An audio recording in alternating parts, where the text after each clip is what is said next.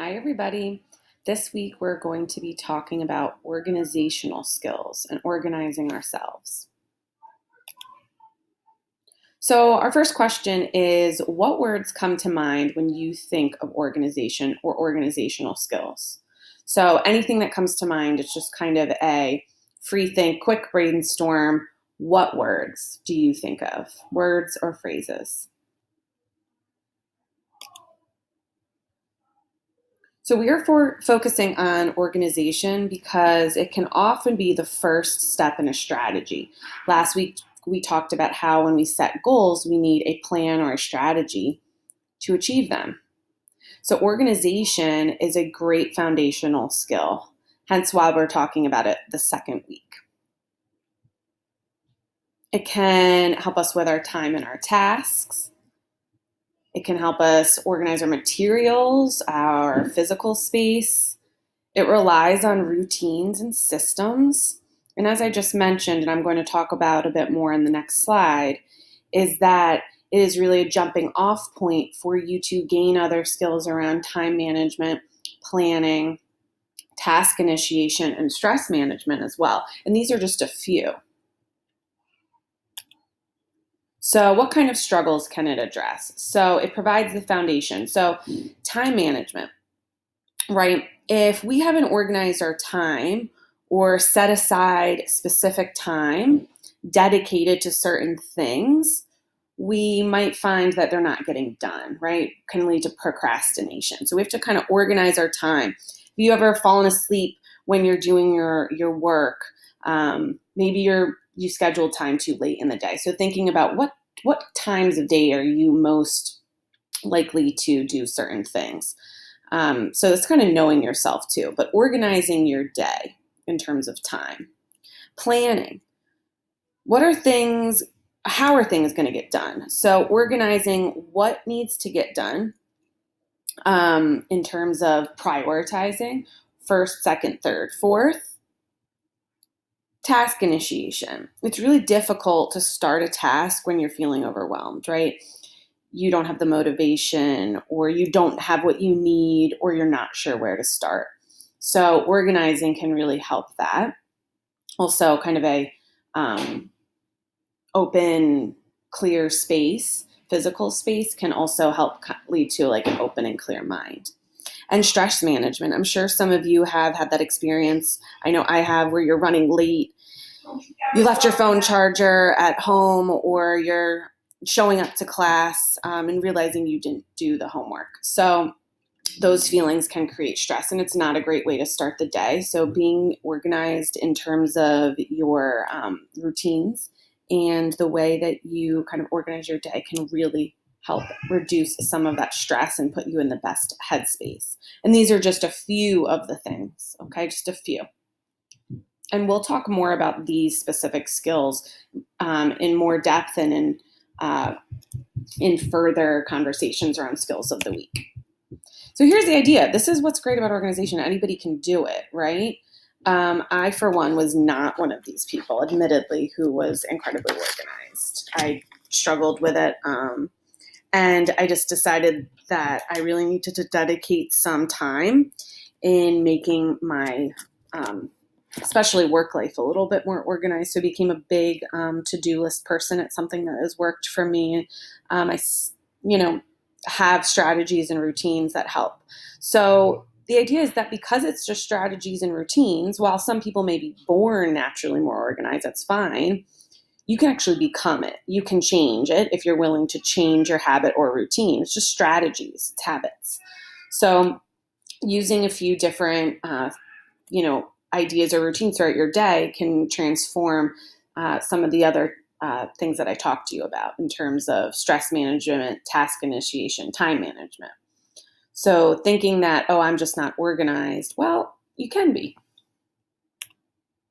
So let's talk about specific things you can do, strategies to organize time and tasks.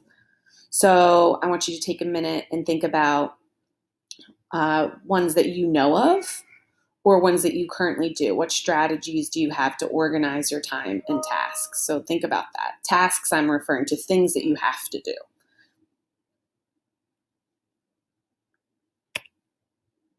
So when I'm thinking of strategies, you may have some of these or you may have other ones: to-do lists, planners or checklists, setting reminders or alarms, right? So that can organize our time. I'm supposed to do this now, or it can be a reminder just alarm to wake up in the morning, simple things like that.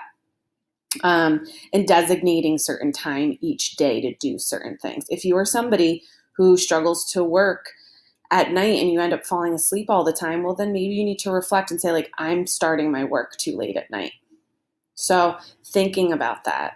If something's not working for you, then what can you do to change it? The power of your time is really within your choice. So maybe it's something that where you really should start some things at like 5 o'clock as opposed to 10 o'clock. Just something to consider.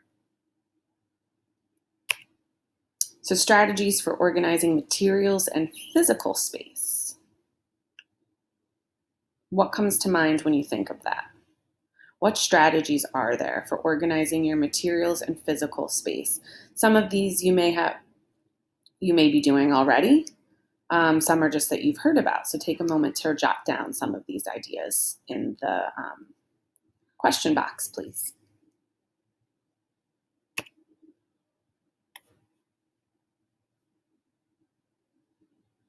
Strategies for organizing materials and physical space. Weekly materials organization, backpack clean out, right? Folder organization, making sure that you kind of clear off your space at the end of the day so that when you go there the next morning, it's not totally like, a bomb went off and it's overwhelming. So you can label your folders and notebooks or have one master binder with dividers. One thing that I've seen people do is they have a notebook, but they put notes from like 4 different subjects in there. I don't really know what the point of the notes is, just to be honest then, because then you're not referring to them. What class is this from? I can't find like the flow from one day to the next. I've got to skip over 10 pages. It doesn't help you work efficiently. So having one binder or one notebook per class that you can follow along with helps you with a time management in that way. You're not flipping around and confused. Keep your materials in the same spot so they are easily located, right? Oh, I know where that is. That, again, can help you save time. Color coding is a way of organizing things as well, just so that you know where everything is. Routines and systems.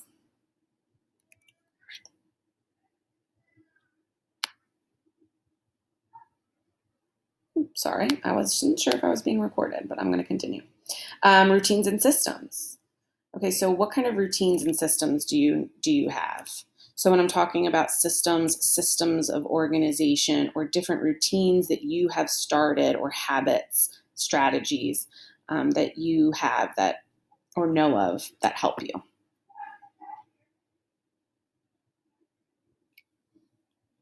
So jot those down.